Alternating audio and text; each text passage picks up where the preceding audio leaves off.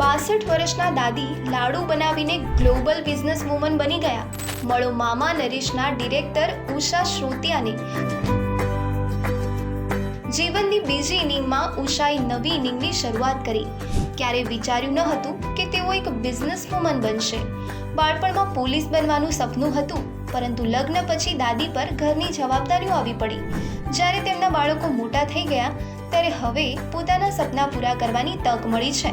તેઓ તેમની દાદી નાનીની વાનગીઓને આગામી પેઢી સુધી પહોંચાડવા માંગતા હતા અને અહીંથી તેઓને પ્રોટીન બારની જેમ જ લડ્ડુ બાર બનાવવાનો વિચાર આવ્યો. અને આ રીતે 2024માં પોતાના બાળકોના સપોર્ટથી તેમણે મામા નરીશની શરૂઆત કરી.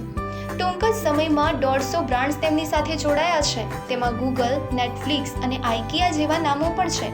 એટલું જ નહીં, ઉષાની ટીમમાં અન્ય વડીલો પણ સામેલ છે. આ સ્ટાર્ટઅપે અન્ય સિનિયર સિટીઝન્સને પણ જીવવાનો માર્ગ બતાવ્યો છે. ઉષાબેને તે સાબિત કર્યું છે કે સપના જોવાની કોઈ જ ઉંમર નથી હોતી. તમારે ફક્ત આગળ વધવાની જરૂર છે અને આગળનો રસ્તો આપોઆપ ખુલી જશે.